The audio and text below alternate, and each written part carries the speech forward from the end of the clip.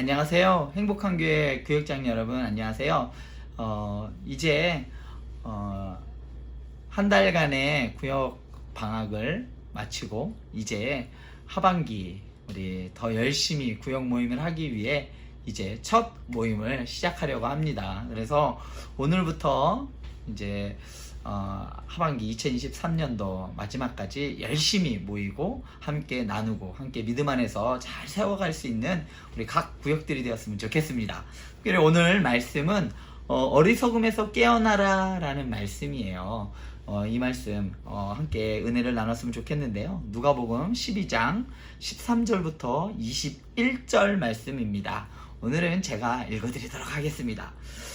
무리 중에 한 사람이 이르되 선생님 내 형을 명하여 유산을 나와 나누게 하소서 하니 이르시되 이 사람아 누가 나를 너희의 재판장이나 물건 나누는 자로 세웠느냐 하시고 그들에게 이르시되 삼가 모든 탐심을 물리치라 사람의 생명이 그 소유에 넉넉한 데 있지 아니하니라 하시고 또 비유로 그들에게 말하여 이르시되 한 부자가 그 밭에 소출이 풍성하매 심중에 생각하여 이르되 내가 곡식 쌓아둘 곳이 없으니 어찌할까 하고 또 이르되 내가 이렇게 하리라 내 곡간을 헐고 더 크게 짓고 내 모든 곡식과 물건을 거기 쌓아두리라 또 내가 내 영혼에게 이르되 영혼아 여러 해 쓸 물건은 많이 쌓아두었으니 평안히 쉬고 먹고 마시고 즐거워하자 하리라 하되 하나님은 이르시되 어리석은 자여 오늘 밤에 내 영혼을 도로 찾으리니 그러면 내 준비한 것이 누구의 것이 되겠느냐 하셨으니 자기를 위하여 재물을 쌓아두고 하나님께 대하여 부여하지 못한 자가 이와 같으니라.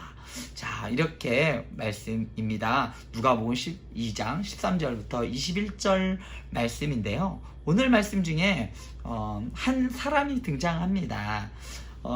이 한 사람이 등장해서 예수님께 물어요. 예수님께 고민을 가지고 오죠. 우리 형제가 있는데 형제에게 유산을 나눠줬는데 그 형제가 유산을 분배를 해주지 않습니다 하면서 예수님께 나와 자기의 문제를 가지고 옵니다.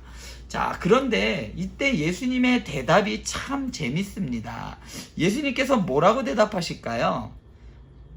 예수님께서 뭐라고 대답하시냐면 예수님께서 이렇게 대답합니다. 이 사람아 누가 나를 너희의 재판장이나 물건 나누는 자로 세웠느냐 이렇게 예수님께서 말씀하세요. 자, 누가 나를 너희의 재판장이나 물건 나누는 자로 세웠느냐 이 말이요 낯설지가 않아요. 예전에 한번 들었던 말이기도 합니다. 어디에서 들었을까요? 이 말씀은요 출애굽기 2장 14절에 한번 나옵니다. 모세가 자기의 동족을 괴롭히는 관리원을 죽이죠. 그리고 나서 그 다음날 자기 같은 동족끼리 싸우고 있는 모습을 보고 모세가 그 안에서 너희들 왜 싸우냐 하면서 그 안에서 참견하려고 합니다. 그때 이렇게 이야기하죠. 한 사람이 그가 이르되 누가 너를 우리를 다스리는 자와 재판관으로 삼았느냐 내가 애굽 사람을 죽인 것처럼 나도 죽이려느냐 모세가 두려워하여 이르되 일이 탈로 되었다다. 자, 이때 한 사람이 이야기했던 것과 예수님이 이야기했던 것이 거의 같은 이야기를 합니다. 결국 무슨 얘기냐면 당신이 우리의 재판관으로 적절치 않다는 이야기입니다. 예수님께서는 뭐냐면 나는 너희들의 그것에 재판관으로 난 적절하지 않아. 뭐냐면 이런 걸 왜 나한테 가지고 왔냐. 예수님께서 재판하시기에 적절치 못하다는 이야기입니다. 왜 그럴까요? 왜 예수님께서는 이것을 적절치 않았을까? 그것은 그 사람이 그 사람 마음에 올바르지 않았기 때문이에요. 자, 보면요 15절에 보면 이런 말씀이 있습니다. 탐심을 물리치라 라는 말이 있어요. 해결책으로 예수님께서 그 사람의 해결책으로 저기요 우리 형이 유산을 나눠주지 않아요 이렇게 이야기했더니 예수님께서 야 이런 문제를 왜 나에게 가지고 오니 야 너 탐심을 버려 이렇게 이야기하시는 거예요. 자, 여기서 탐심을 물리치라고 예수님께서 말씀하셨는데 자 여기에서 예수님께 요구했던 문제를 갖고 왔던 이 한 사람의 문제가 잘못된 걸까요? 한번 생각해 볼 필요가 있습니다. 유산을 받았어요. 근데 형이 나눠주지 않는 거예요. 내 분량을 나눠주세요 했더니 안 나눠주는 거예요. 이럴 경우는 어떡할까요? 우리는 지금 시대에는 소송을 걸고 막 법정에 가고 막 이렇게 하겠죠. 마찬가지로 당시에 이런 문제가 있었을 때 선생님들한테 갔습니다. 랍비한테 가서 이것에 대한 판결을 받았어요. 마찬가지로 이 사람이 예수님께 이 문제를 갖고 나온 거예요. 뭐가 문제지 도대체? 이 사람이 가지고 왔는데 문제가 있어서 형이 나에게 부모님이 주신 유산을 나눠주지 않는데 이게 뭐가 문제가 될까요? 한 사람의 요구는 잘못된 것인가? 이런 질문을 할 수가 있습니다. 과연 무엇이 잘못됐을까요? 이 이후에 이제 이야기를 들어보면 이렇습니다. 예수님께서 비유로 말씀을 하십니다. 한 부자가 밭에 소출이 풍성하였어요. 그래서 이 사람이 뭐라고 하냐면, 야, 이제 내가 물건을 쌓아둘 곳이 없네. 야, 어떡할까 하다가, 야, 이것보다 더 큰 거 지어야지 하면서 기존에 있던 것을 헐고 더 크게 지었습니다. 그리고 그것에 곡식들을 가득 채워놨어요. 그리고 나서, 야, 이제 이렇게 몇 년을 먹어도 남을 것들이 있으니까 이제 편안히 이제 인생 편안하게 살아야겠다 하면서, 야, 이제 먹고 마실 일만 남았어 이러고 평안하다 이렇게 이야기할 때 예수님께서 이렇게 이야기합니다. 야, 그럴 때에 오늘 밤에 내 영혼을 도로 하나님이 찾아가시면 어떡하겠느냐라고 이야기를 했습니다. 이 한 사람은 뭐가 문제였을까요? 왜 예수님께서는 이러한 비유로 이야기하셨을까? 아까도 말씀드렸지만 15절에 탐심에 대한 이야기입니다. 탐심에 대한 이야기가 아주 중요합니다. 자, 탐심, 과연 이 사람에게 형에게 유산을 분배받으려고 했던 예수님께 가져왔던 그 이면에는 뭐가 있었냐면 탐심이 있었어요. 우리에게 어떤 누구에게다 다 탐심이 없는 사람이 있을까요? 다 있습니다. 그럼에도 불구하고 예수님께서 왜 또 한 번 이런 이야기를 말씀을 하셨을까? 그것은 탐심이 우리에게 주는 그러한 죄악이 너무나 크기 때문이에요. 우리에게 너무 치명적이기 때문입니다. 그럼에도 불구하고 우리가 탐심을 끝까지 탐심과 싸워야 하는 거예요. 이것을 난 안 돼, 난 욕심을 포기할 수 없어 이러고서 포기하는 것이 아니라 매일매일 탐심과 나의 욕심과 싸워야 하는 것이죠. 설사 그것에 진다 할지라도 또 한 번 싸우고 또 한 번 도전해야 하는 것입니다. 마치 이런 것과 같아요. 우리가 한 주간 우리 목사님의 설교를 들어요. 그러면 한 주간 어떻게 살았을까요? 매번 난 이번 한 주간 열심히 살았어, 잘 살았어 이렇게 매번 그렇게 할 수는 없죠. 어느 주간은 잘하지만 어느 주간은 참 연약한 모습이 있습니다. 그렇지만 그렇다고 하고 포기하면 안 되는 겁니다. 또다시 도전하는 거죠. 오늘 예수님께서 탐심을 물리치라 라는 이 말씀 안에는 우리가 탐심을 물리쳐서 완전히 이겨서 승리해라 라는 의미가 있는 의미가 그것까지만 있는 것이 아니라 탐심을 계속해서 탐심과 싸워라. 그래서 이겨야 한다라는 말씀인 것이죠. 자, 여기서 이렇게 이야기를 합니다. 자, 오늘 말씀에 12장 21절에 보면, 자, 어떤 사람이 어리석은 사람이냐, 어리석은 사람이 누구인가에 대해서 나옵니다. 자, 12장 21절에 보면 이렇게 나옵니다. 자기를 위하여 재물을 쌓아두고 하나님께 대하여 부요하지 못한 자가 이와 같다. 어떤 사람이 어리석은 사람이냐? 나를 위하여 재물을 쌓아두고 하나님께 대하여 부유하지 못한 자. 자, 12장 17절부터 19절 말씀을 보면 여기에 강조되고 있는 말이 있어요. 뭐냐면 내가 라는 말이에요.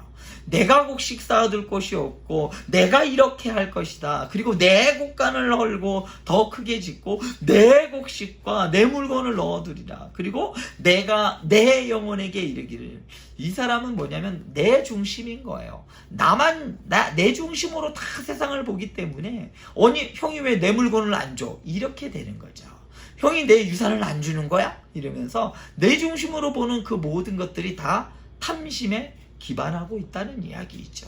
이것을 내려놓으라는 말입니다. 이것을 포기하지 못하는 사람을 뭐라고 이야기하냐면 어리석은 자인데, 자기를 위하여 재물을 쌓아두는 사람, 그리고 또 어떤 사람이 하나님께 대하여 부요하지 못한 사람, 하나님께 드리는 것을 아까워하는 사람이 어리석은 자다라고 합니다. 왜 어리석다고요? 하나님께서 오늘 밤에 야, 너 이제 그만 살아, 야, 이제 넌 여기까지야 라고 하고서 하나님께서 데려가시면 그동안 쌓아둔 그것들이 다 무슨 소용이 있겠느냐는 거죠. 그게 어리석다는 거예요. 물건을 쌓아두려고 한평생을 했지만 정작 쓰려는 순간 하나님이 데려가면 그 인생은 너무나 비참하고 그리고 허무한 인생이 된다는 이야기죠. 어리석은 삶이 되는 거죠. 그렇기 때문에 자기를 위하여 물건을 쌓아두는 것이 아니라 다른 사람을 위하여, 이웃들에게 나누기 위하여 물건을 보고 재물을 쌓아오고, 하나님께 대하여 부유한 자들, 하나님께 대하여 내놓기를, 하나님께 대하여 헌신하기를 아끼지 않는 사람들, 그러한 사람들 하나님께 대하여 지혜로운 사람이다라고 예수님께서는 말씀해 주는 것이죠. 자, 이번 주의 말씀의 핵심은 이겁니다. 탐심을 버리고 하나님께 대하여 지혜로운 사람이 되어라. 우리는 어때야 된다? 하나님께 대하여 부유한 자가 되어야 된다는 겁니다. 다른 사람들이 보기에 우리는 빈궁하고 가난한 사람처럼 보이지만, 그럼에도 불구하고 내가 하나님께 아낌없이 드릴 때, 그것이 크고 적은 것을 떠나서 나에 있는 것을 아낌없이 하나님께 드릴 때, 그것을 하나님께서는 너는 나에게 대하여 부유한 사람이야, 너는 결코 가난하지 않단다, 이렇게 하나님께서는 말씀하신다는 이야기죠. 우리 모두 다 탐심을 버리고 나를 위하여 쌓아두는 것이 아니라 하나님께 대하여 부유한 사람들이 다 되셨으면 좋겠습니다. 이렇게 나눠주시면 좋겠습니다. 그러면 이제 문제 들어가겠는데요. 첫 번째 문제, 예수님께 나온 한 사람의 문제는 무엇이었나요? 어떤 문제로 예수님께 가져왔죠? 이 사람은 자, 형제와 유산을 분배하는 문제로 가지고 왔습니다. 두 번째 문제는 예수님의 해결책은 무엇이었나요? 자, 이런 문제를 가지고 왔을 때 예수님의 해결책은 뭘까요? 15절에 보면 딱 나옵니다. 뭐라고 얘기하냐면 탐심을 물리쳐라. 야, 너 형제보다 더 가지려고 하는, 너를 위하여 쌓아두려고 하는 그 탐심을 물리쳐야 한다라고 말씀하셨습니다. 자, 그러면 이제 세 번째로는요, 이건 우리 구역원들과 함께 나눴으면 좋겠습니다. 무엇이냐? 왜 다른 것을 욕심을 낼까요? 그것은 내가 부족하다라고 느꼈기 때문이에요. 나의 가치가 아주 월등하면 다른 것들에 대하여 그렇게 욕심을 낼 수가 없습니다. 나의 가치를 높여야 다른 탐심을 이길 수가 또 있는 것이죠. 그렇다면 나의 가치를 올리기 위해 무엇을 해야 할까요? 나의 가치를 높이기 위해 무엇을 해야 할까? 참고로 우리는 얼마나 가치 있는 사람이냐면요, 우리는 하나님의 형상을 가지고 있는 사람이에요. 다른 형상이 아니에요. 피조물의 형상이 아니라 하나님의 형상을 갖고 있는 아주 귀한 존재들이죠. 우리의 가치는 하나님의 형상을 담고 있는 하나님의 자녀인 거예요. 그렇기 때문에 그러면 내가 하나님의 형상을 가진 사람으로 가치 있는 나의 가치를 높이기 위해 어떻게 살아가야 할까? 구요원들과 함께 나눠 주셨으면 좋겠습니다. 자, 행복한 미션이 있습니다. 이렇게 했으면 좋겠어요. 식구들과 가정에서, 그리고 우리 구역식들과 이런 미션 하나 했으면 좋겠습니다. 나의 가장 소중한 사람들에게 마음을 나누어 줬으면 좋겠습니다. 어떤 마음은? 마음을 나눌 때 어떻게 나눌 수 있을까요? 편지로도 나눌 수가 있겠죠. 누구나 한 줄 이렇게 할 수도 있고, 또 어떤 사람은 이렇게도 참 힘이 되더라고요. 누구누구 이름으로 삼행시를 보내줘서 아주 좋은 힘내라고 해서 이렇게 좋은 말로 삼행시를 써줘서 보내주는 것도 참 좋고요.